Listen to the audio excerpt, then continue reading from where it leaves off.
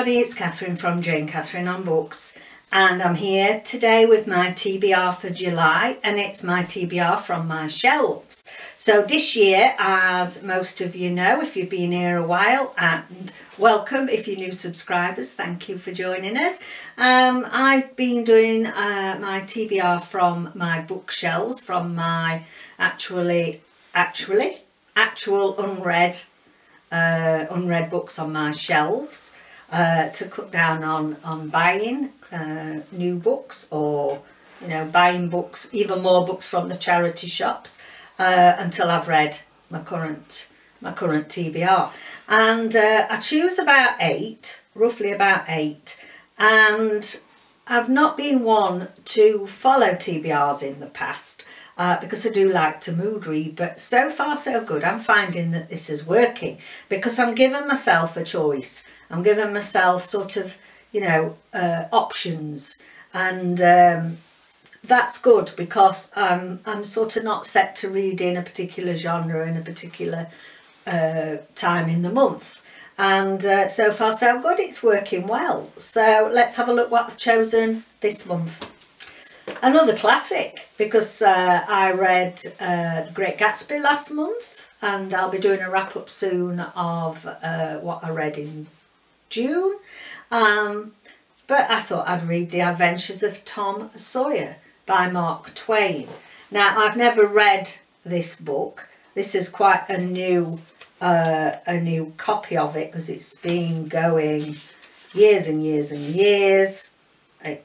Just trying to see if it says when it was first, 1956. It was copyright 1956. And this particular one is by Arcturus Publishing, and 2018. So they're doing some really lovely covers at the moment, Arcturus, because the one I read last month, The Great Gatsby, that was an Arcturus reprint. And yeah, I think they're trying to appeal to a younger audience. So this is the classic that I'd like to read, and it's, from what I can gather, it's the adventures of Tom Sawyer and his friend. He's got a couple of friends really. He's got Injun Joe and he's got Huck Finn, and I'm sure we've all heard of those characters, but I don't know much about them really. And this is really a small town adventure story, and a slice of life look at what it was like to live in a small town before the American Civil War. And I know Kerry Ann from Woman vs. Book, she really enjoys anything to do with small towns, mainly sort of more contemporary, but we'll see how we'll go. I'll see if I can recommend it to her as a classic, because we both do have difficulties with classics at times. So yeah, Tom Sawyer. Next, The Dark City, and this is by Imogen Rossi. Couldn't think of her name then. Imogen Rossi. This is book 2 in The Last Apprentice. Now, I can't remember if I read book 1 last year or the year before, because time flies, doesn't it? And this is a YA series, and it's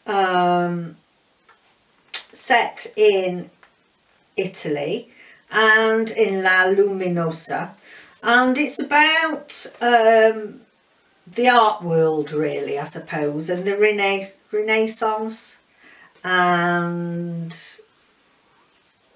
looking at what life was like being an apprentice to the artists of the times. So Bianca is one of the apprentices, but there's also a bit of a mystery in it, and there's a lot of subterfuge going on in the art world of the time, and a lot of backstabbing and various things happening. And I was quite surprised how much I really enjoyed book 1. It was a nice little cheap set. I think I got it from the book people, and I don't know if it was a set of 3 for £5, something like that. But I really enjoyed book 1, so hopefully this will be a nice, easy read for me. And it says it's been weeks since the treacherous painter Phil Pepe and Baron de Russo escaped from La Minosa. and Bianca still can't believe they've gone. How did they manage to disappear through her old master's paintings, and what lies beyond for them? So she's now been promoted to the head of the Royal Studios, and yeah, we've got some sort of a mystery there. There is a touch of magical realism in here, but quite believable. You know, if people walk through old masters, through the old paintings and disappear, well, what's going on there? So that's The Dark City, Imogen Rossi. I thought it was about time I had some thriller, a bit of a psychological thriller, and who better than Liv Constantine. Read quite a few of hers. This was one, it's called The Last Time I Saw You, and this is one from last year's Black Friday. Is it Black Friday? Yeah, Black Friday event.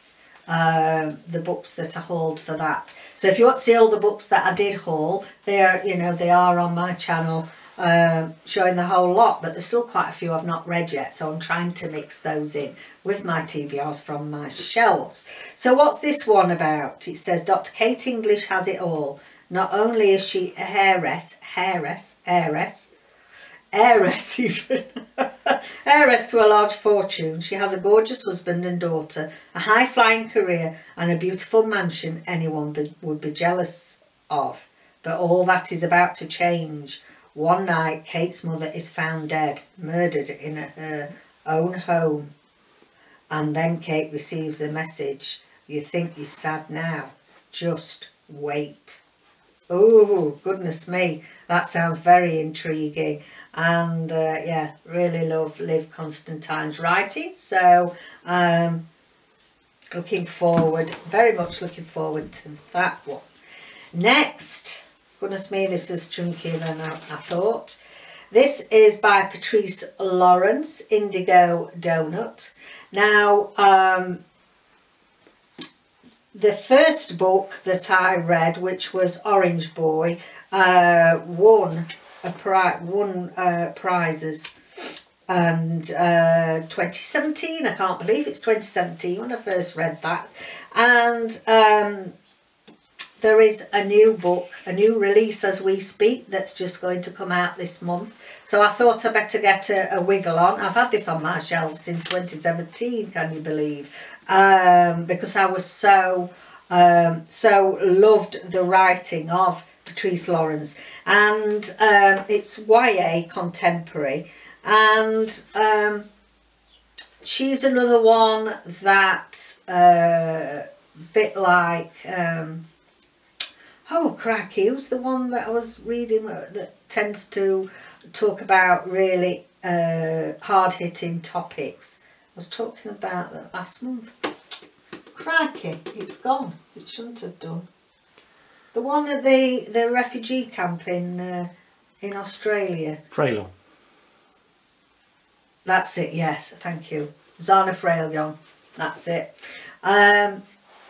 Yes, very similar in style and raising really important topics. The last one was about, which won the prize, was The Orange Boy, was about gangs and ganglanding in the cities in the UK, and it was excellent. So I'm expecting the same from this. So this one, it says, in Bailey's opinion, Indigo didn't look like she needed a hero. One by one, she looked Mona, Saskia, Betty and Kay in the eye. Then she gave them the finger, slow motion. Ooh. Headphones on again, she sauntered off towards the science wing. Hell, that was. She was.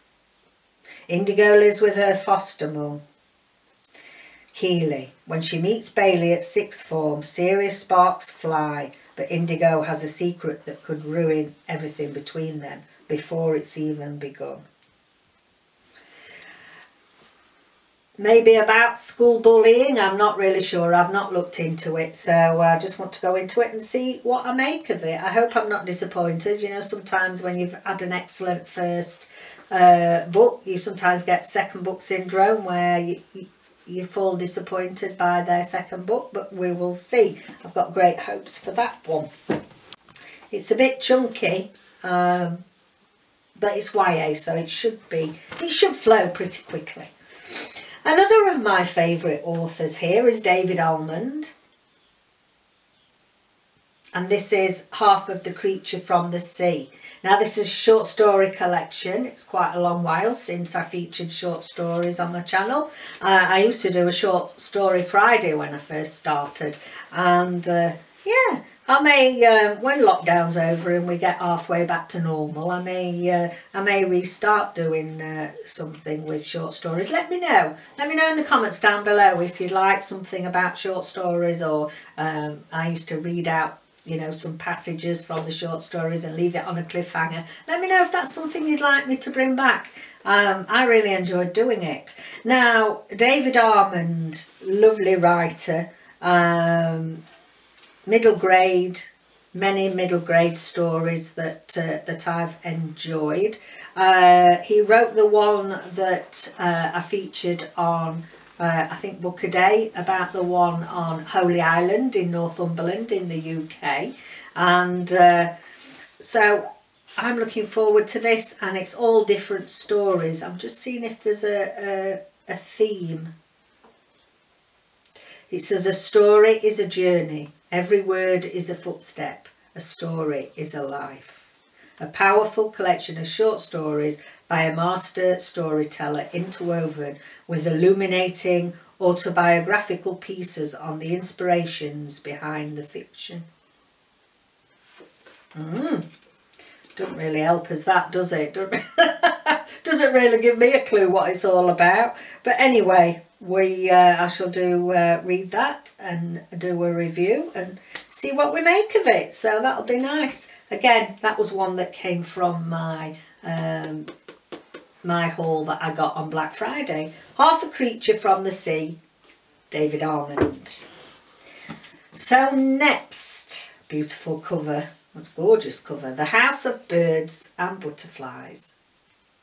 This is by Cressida Mclaughlin. I've not read anything by this author before, but how beautiful is that cover? I've been wanting to use that cover to make a journal. Gorgeous.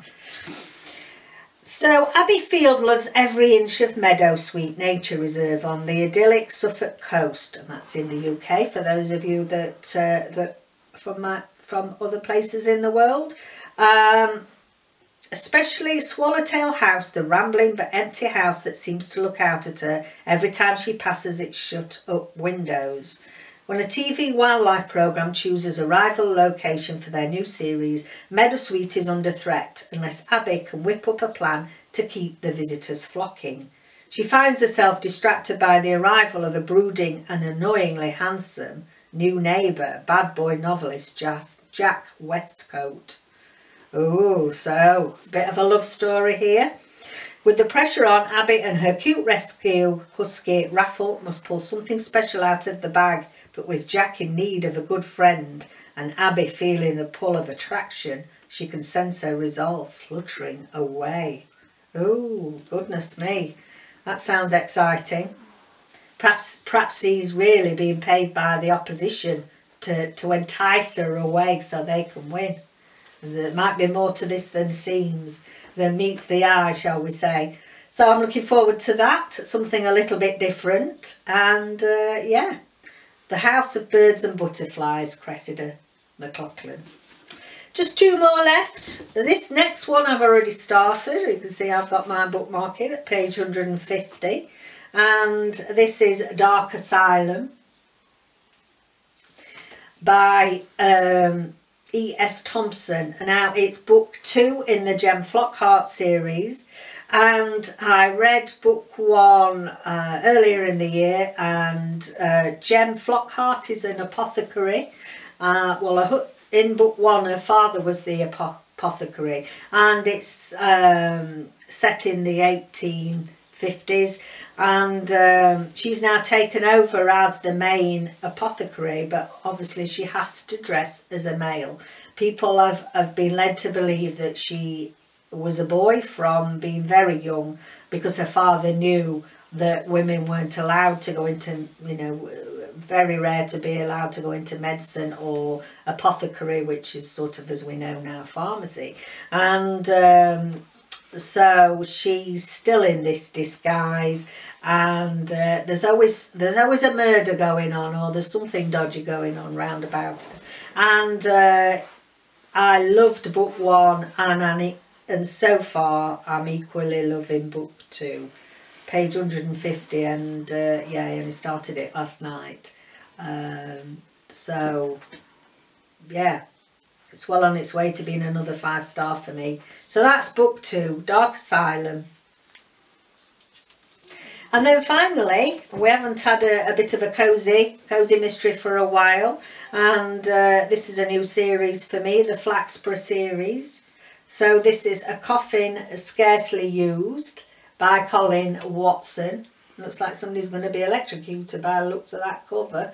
And David's read this series, the 3 in this series that we got in a haul, and I'm quite looking forward to this. Just something new, a new cosy, but with a bit of murder and mystery thrown in. So, in the respectable seaside town of Flaxborough, the equally respectable councillor Harold Carableet. Oh, crikey. You can tell it's a cosy, can't you, with character names. They've always got silly names. Harold Carableet. Sorry if there's any Carableets out there calling it silly, but yeah.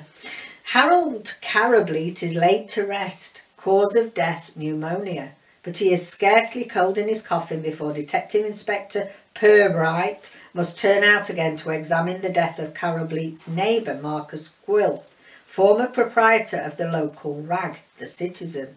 This time it looks like foul play, unless a surfeit of marshmallows had led the late and rather unlamented Mr. Gwill to commit suicide by electrocution. That doesn't really make sense, does it? Or am I, you know, is the brain getting a bit addled because I've been here so long? Not sure that quite makes sense. You know, eating a load of marshmallows made him commit suicide. Oh, right, okay. No doubt we will find out in the plot. How were the dead men connected, both to each other and to a small but select band of other town worthies? Pirbright becomes intrigued by a stream of advertisements. Will was putting in the Citizen for some very oddly named antique items. Witty and a little wicked. Oh, well, we like witty and wicked, don't we? So we'll see what we make of this. Makes a change from Hamish. I've not read a Hamish for a while, but I'm getting nearer the end of the series, so I'm, you know, I'm pacing myself really. Because that's it, there'll be no more now that sadly MC Beaton has passed away, so I'm you know, I'm eking them out a bit what I've got left. So that is the last one in my selection off my shelves. I nearly dropped it then. Coffin Scarcely Used. Okay, let me know if you've read any of them or any in particular that you like the look of. Don't forget to let me know what you'd like me to do about bringing back short story series or discussing short stories. And yeah, thank you for joining me. Don't forget to subscribe and thumbs up if you've enjoyed the content, and you will be notified when I next post. Thank you for joining me. See you next time. Bye for now.